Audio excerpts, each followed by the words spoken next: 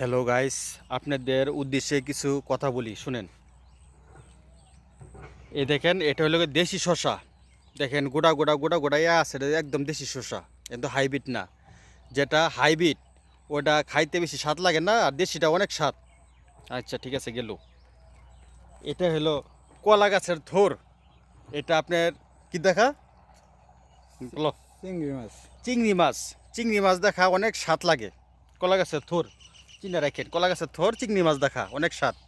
আচ্ছা, আর এটা হলো গা ছোটো আমজুরি বেগুন, শুটকি দেখা খুব টেস্টি আমজুরি বেগুন।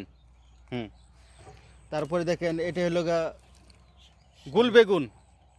গুল বেগুন তাই হলো গা আপনার রুই মাছ কি বড় বড় মাছ ওইগুলা দিয়ে ঝুলের তরকারি খা, বুঝছেন, অনেক স্বাদ।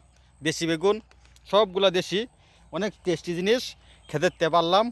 ঠিক আছে, সবাই নিজের নিজের খেতে এইগুলা লাগাইবেন, খাবেন, অনেক ভালো, শরীর ভালো থাকবে, স্বাস্থ্য ভালো থাকবে, ফরমালিন মুক্ত। দেখেন জিনিসগুলো কত সুন্দর।